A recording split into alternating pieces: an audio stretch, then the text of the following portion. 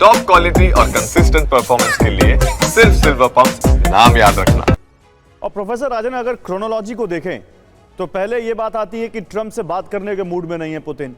फिर दिमित्री पे मेदवेदेव कहते हैं कि ईरान को कुछ देश दे सकते हैं परमाणु बम।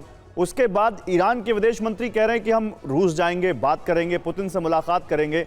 तो किस हद तक, क्या क्योंकि अमेरिका और इजराइल जिस तरह से साथ आए, जाहिर सी बात है ईरान उनका शायद अपने दम पे मुकाबला ना कर सके, तो किस हद तक रूस अब ईरान की आखिरी उम्मीद दिखती है और किस हद तक रूस ईरान को मदद कर सकता है?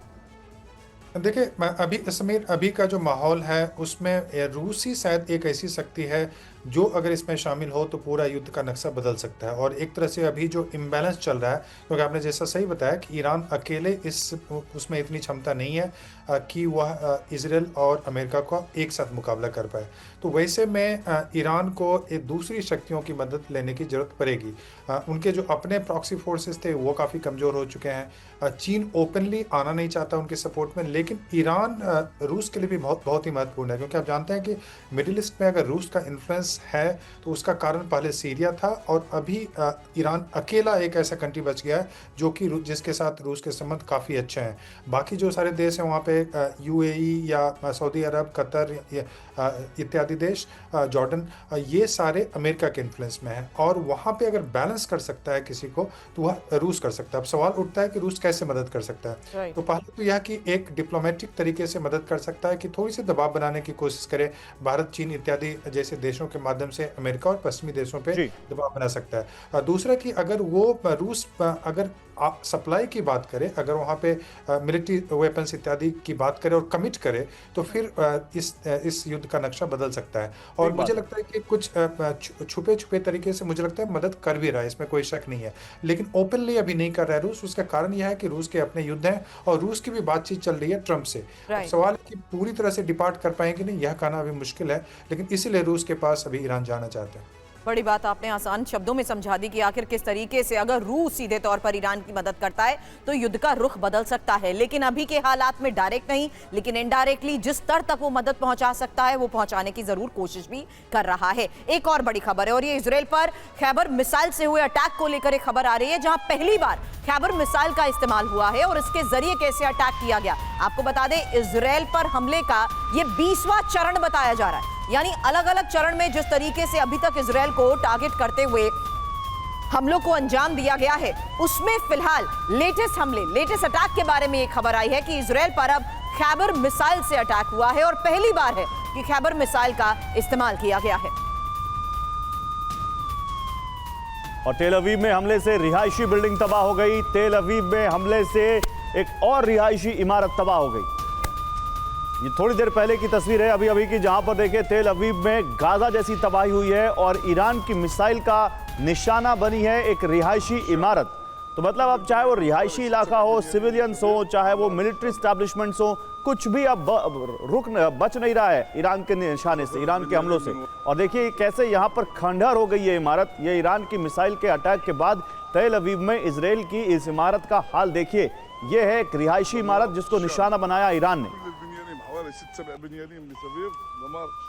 और इस बीच सबसे बड़ी खबर है, जहां ईरान का इजराइल पर एक और बड़ा हमला और रिहायशी इलाकों पर गिरी मिसाइल। अलग अलग जगहों से आ रही तस्वीरों से साफ है कि लगातार किस तरीके से रिहायशी इलाकों को टारगेट किया जा रहा है। ईरान इजराइल में बड़े स्तर पर रिहायशी इलाकों को जिस तरीके से टारगेट कर रहा है, उसमें एक और ऐसे इलाके की तस्वीर सामने आई है जिससे साफ है कि इसी मिसाइल हमले में इमारतें कैसे ध्वस्त हुई हैं। हालांकि जिस तरीके से हमलों को अंजाम दिया जा रहा है, ग्राउंड से सीधी तस्वीरें हमारे सहयोगी मनीष झा हमको दिखा रहे हैं। थोड़ी देर पहले मेरे सहयोगी मनीष झा की वो ग्राउंड रिपोर्ट आपके सामने थी जहां से वो लाइव रिपोर्ट कर रहे थे और उसी वक्त हमले को अंजाम दिया गया। हालांकि अलग अलग जगहों पर शेल्टर्स जिस तरीके से बनाए गए हैं, लगातार हो रहे हमलों के बीच लोगों ने शेल्टर्स में शरण ले रखी है और ईरान का इजराइल पर यह एक और रिहायशी इलाके पर मिसाइल के जरिए किया गया हमला।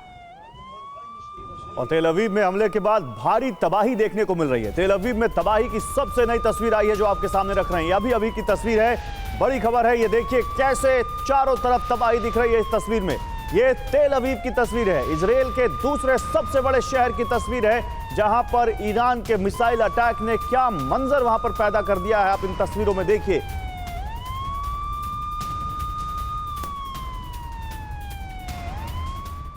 हालांकि अमेरिका का हमला और इजरायल से ईरान का बदला, तस्वीरें तो आपको दिखा रहे हैं, लेकिन आज की जो सबसे बड़ी खबर है उसके बारे में एक एक इंफॉर्मेशन आपके सामने डिटेल वाइज, क्योंकि कैसे हुआ हमला। 20वें चरण का अटैक, 40 मिसाइलों से अटैक और पहली बार खैबर का इस्तेमाल किया गया है। खैबर मिसाइल आपको बता दें मीडियम रेंज वो मिसाइल जो अब परमाणु ठिकानों पर हुए हमले के बाद इस्तेमाल की गई है। हालांकि कहां पर हमले हुए हैं, बेन गुरियन एयरपोर्ट और बायोलॉजिकल रिसर्च सेंटर के साथ साथ कमांड एंड कंट्रोल सेंटर्स को जिस तरीके से निशाना बनाया जा रहा है। दत्ता सर, जानती हूं आपके साथ इस ओवरऑल सिचुएशन को एनालाइज करना जरूरी है, लेकिन उससे पहले एक बार फिर से मेरे सहयोगी मनीष का मैं रुख करना चाहूंगी, क्योंकि मनीष 20वें चरण का अटैक जिसके बाद सबसे बड़ी खबर आई कि किस तरीके से पहली बार अब खैबर मिसाइल का भी इस्तेमाल किया गया है, उसमें किस तरीके से अब हमलों को कौन कौन सी लोकेशंस पर अंजाम दिया जा रहा है, यह सबसे इंपॉर्टेंट है। देखिए, जहाँ तक लोकेशन का ताल्लुक है तो तेल अवीव के 2-3 लोकेशन में मैं खुद भी गया, बल्कि एक लोकेशन ऐसा भी है जहाँ पर कल शाम में मैं एक इजराइल की सांसद का इंटरव्यू लेने के लिए गया था।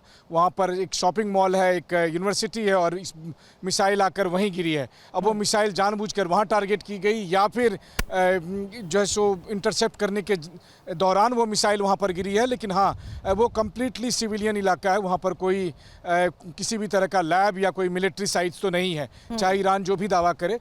उसी तरीके से बेन गुरियन एयरपोर्ट को टारगेट करते हुए भले ही मिसाइल दागी गई थी, लेकिन बेन गुरियन एयरपोर्ट अभी सुरक्षित है और भले ही एयर स्पेस बंद है इसलिए फंक्शनल नहीं है, लेकिन वो सुरक्षित है, ये मैं दावे से कह सकता हूं चूंकि मैं तेल अवीव में मौजूद हूं। लेकिन इसमें कोई दो राय नहीं कि ईरान के पास आज की तारीख में जो मिसाइल है और हर बीतते दिन के साथ वो पूरी दुनिया को सरप्राइज कर रहा है अपने मिसाइल की क्षमता से और मिसाइलों के भंडार से। कि देखिए, कभी वो खैबर मिसाइल के जरिए हो, कभी सीजल मिसाइल के जरिए हो या कभी फतेह 1 मिसाइल के जरिए हो। अब तक वो केवल घोषणा करता था और लोगों को लगता था कि बस ईरान दावे कर रहा है, लेकिन 2000 किलोमीटर दूर आकर जिस सटीक तरीके से ईरान के मिसाइल निशाना लगा रहे हैं, वो अपने आप में पूरी दुनिया को बताने की स्थिति में है कि ईरान के पास भी क्षमता है।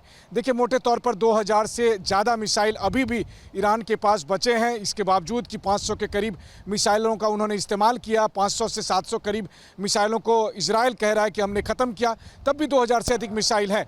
इसलिए इजराइल पर खतरा टला नहीं है। इजराइल पर लगातार मिसाइल से हमले किए जाते रहेंगे। उन मिसाइलों को रोकने की भरपूर कोशिश इजराइल कर रहा। जी बिल्कुल मनीष, आप सही कह रहे हैं कि ईरान ने अपने मिसाइल पावर से दुनिया को हैरान किया, लेकिन सवाल है कि वो मिसाइल पावर टिकेगी कब तक।